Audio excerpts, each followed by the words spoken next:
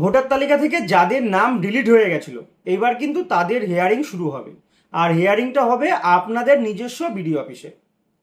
28শে ফেব্রুয়ারি 2026 যখন প্রথম final voter তালিকা প্রকাশিত হলো, এসআইআর এর পর যখন প্রথম ভোটার তালিকা প্রকাশিত হলো, সেই তালিকায় যারা দেখেছিলেন যে তাদের নাম ডিলিট হয়ে গেছে এবং ডিলিট হওয়ার পর 15 দিন সময় দেওয়া হয়েছিল, আপনারা অনলাইনে ভোটার্স পোর্টালে আবেদন করেছেন, অনেকে ডিএম অফিসে জমা করেছেন, অনেকে আবার নিজেদের বিডিও অফিসে জমা করেছেন।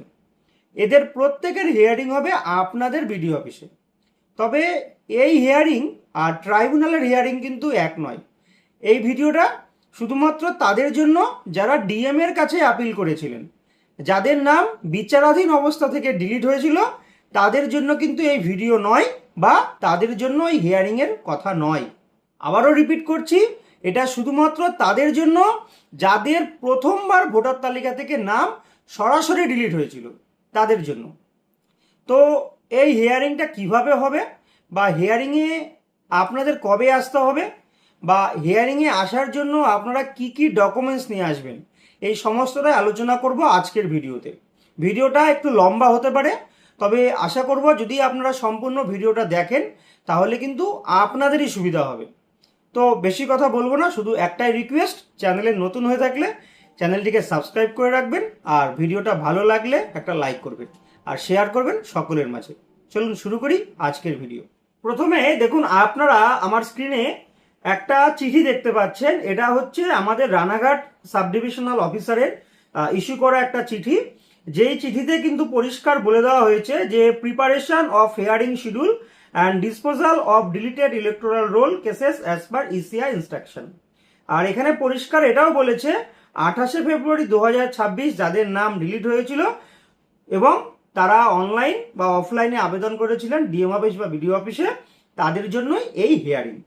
তো প্রত্যেক দিন 150টা করে কিন্তু হিয়ারিং হবে। আর এই হিয়ারিংয়ে আপনাদের হিয়ারিংটা নেবেন হচ্ছে একজন এক্সিকিউটিভ ম্যাজিস্ট্রেট থাকবে, তিনি আপনাদের হিয়ারিংটা নেবেন। এইবার প্রশ্ন হচ্ছে আপনার হিয়ারিং কবে, সেটা আপনি কিভাবে বুঝবেন। দেখুন, এই চিঠিতে কিন্তু পরিষ্কার বলা হয়েছে 4 নম্বরে যে বিএলও বুথ লেভেল অফিসার আপনাদেরকে একটা নোটিশ দেবে। সেই নোটিশে আপনার হিয়ারিং এর ডেট লেখা থাকবে এবং হিয়ারিং এর ভেন্যু, সেটা তো আমি আপনাদেরকে বলেই দিলাম, আপনাদের বিডিও অফিস। এবার হিয়ারিং এর নোটিশটা কেমন হবে দেখুন, সেটাও আপনারা আমার স্ক্রিনে দেখতে পাচ্ছেন। এইটা দেখুন লেখা আছে নোটিশ অফ হিয়ারিং। তো এইখানে যে বিডিও অফিসের নাম সেই বিডিও অফিসে হতে পারে বা আপনার জেলার নামও থাকতে পারে। এখানে আর একটা জিনিস কিন্তু পরিষ্কার করে বলা আছে, এই জায়গাটি দেখুন, এখানে আর একটা জিনিস আপনারা দেখুন যে date and time of hearing, এই জায়গাটায় আপনারা আপনাদের হিয়ারিং এর ডেট এবং সময়টা জানতে পারবেন, আর ভেন্যু অফ হিয়ারিং সেটাও কিন্তু বলা থাকবে। আর এই যে লাস্টের প্যারাটা দেখুন, আমি মার্ক করে আপনাদেরকে দেখাচ্ছি। এখানে কিন্তু বলে দিয়েছে the appellant is hereby directed to appear in person and produce relevant documents. আপনাকে কিন্তু সশরীরে হাজির হতে হবে এবং আপনার ডকুমেন্টস অরিজিনালও আনতে হবে এবং জেরক্সও আনতে হবে, এবং প্রত্যেকটা জেরক্সে সেলফ অ্যাটেস্টেড করতে হবে। প্রত্যেকটা জেরক্সে সেলফ অ্যাটেস্টেড করবেন। আর এরপরে যেটা বলা হয়েছে, as per SIR guidelines issued by the Election Commission of India in support of their claims. তার মানে আপনি যখন প্রথমবার অনলাইন করেছিলেন ভোটার্স পোর্টাল থেকে, বা যখন ডিএম অফিসে আপনি হার্ড কপি জমা দিয়েছেন বা বিডিও অফিসে জমা দিয়েছেন, তখন আপনি যে যে কাগজগুলো জমা দিয়েছেন সেই কাগজগুলো কিন্তু আপনাকে অরিজিনাল এবং জেরক্স কপি আনতে হবে। সেই সময় আপনি যে কাগজগুলো দিয়েছিলেন সেটা ছাড়াও যদি আপনার কাছে আরো কোনো পুরনো কাগজ থাকে যেটা থেকে প্রমাণ করা হবে বা প্রমাণ করতে পারবেন যে আপনি পশ্চিমবঙ্গের বা একজন ভারতীয় বাসিন্দা, এটা আপনাকে যে কোনো একটা কাগজে প্রমাণ করতে হবে। এছাড়াও আরো কি কি ডকুমেন্টস আপনি আনতে পারবেন যেগুলো অ্যাকচুয়াল ইসিআই এর গাইডলাইন্সে বলা আছে, সেই ডকুমেন্টসের তালিকাটাও আমি আপনাদেরকে দেখাবো। দেখুন, আপনারা আমার স্ক্রিনে একটা অ্যাটেন্ডেন্স শিট দেখতে পাচ্ছেন। এইরকম একটি অ্যাটেন্ডেন্স শিটে কিন্তু আপনাকে সাইন করতে হবে। সেই কারণেই আপনাকে কিন্তু অবশ্যই এই হিয়ারিংয়ে সশরীরে উপস্থিত হতে হবে।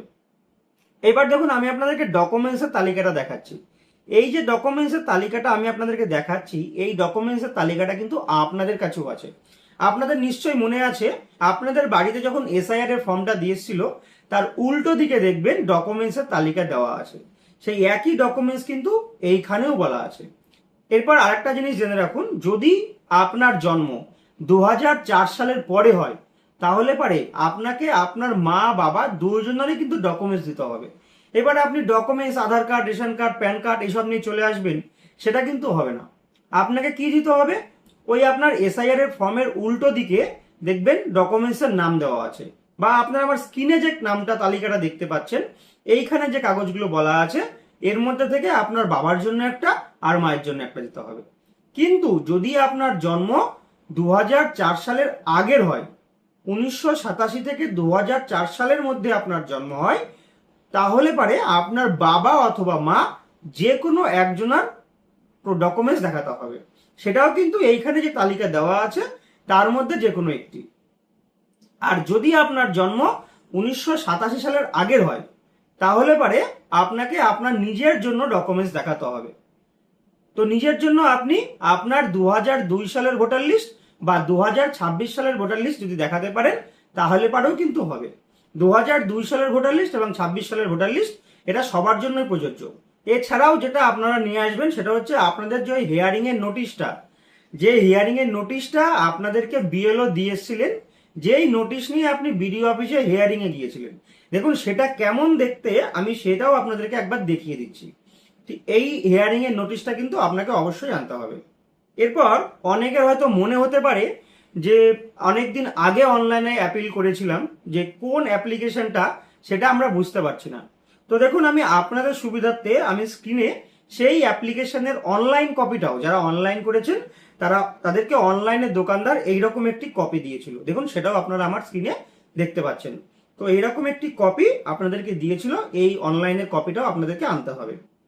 এছাড়াও যারা অফলাইনে ডিএম অফিসে জমা দিয়েছিলেন, হয়তো অনলাইন করেননি, শুধু অফলাইনে জমা দিয়েছিলেন, তারা এইরকম একটি অ্যাপ্লিকেশন আপনারা ডিএম অফিসে জমা করেছিলেন, সেটাও আমি আপনাদেরকে স্ক্রিনে দেখাচ্ছি যাতে আপনাদের মনে পড়ে যায় যে হ্যাঁ এইরকম অ্যাপ্লিকেশন আমরাও জমা করেছি, তাহলে আমাদেরও হিয়ারিং এর নোটিশ আসবে। আমাদের রানাঘাট সাব ডিভিশন থেকে যেহেতু এই চিঠিটা ইস্যু হয়েছে, তো রানাঘাট সাব ডিভিশনের আন্ডারে যে 4টে বিডিও অফিস আছে, শান্তিপুর, হাঁসখালি, রানাঘাট 1, 2, এই 4টে বিডিও অফিসে কিন্তু এই একই নিয়মে কাজ হবে। শুধু এই 4টে বিডিও অফিস নয়, পশ্চিমবঙ্গের সমস্ত বিডিও অফিসে বা সমস্ত বিধানসভার যারা বাসিন্দা আছেন, যাদের নাম ভোটার তালিকা থেকে প্রথমে ডিলিট হয়েছিল 28 ফেব্রুয়ারি 2026, তাদের প্রত্যেকের জন্য কিন্তু এই একই নিয়ম। তো যেহেতু আমার কাছে চিঠিটা রানাঘাট এসডিও অফিসের আছে, তাই আমি কনফার্মেশন দিলাম এই 4টে বিডিও অফিসে যারা বাসিন্দা আছেন, যাদের নাম ভোটার তালিকা থেকে ডিলিট হয়েছে তাদের জন্য। আর বাকি যারা আছেন আপনারা একটু আপনাদের বিডিও অফিসে খোঁজ দিন, হয়তো আপনাদেরও হিয়ারিং খুব শীঘ্রই শুরু হবে বা অলরেডি শুরু হয়ে গেছে। তো আজকের মতো এই ভিডিওটা আমি এখানেই শেষ করছি। আপনাদের এই সম্পর্কিত যদি আরও কোনো ইনফরমেশন থাকে অবশ্যই কমেন্ট করে জানাবেন, আমি চেষ্টা করব আপনাদের যে কোশ্চেনগুলো আছে তার অ্যান্সার দেওয়ার।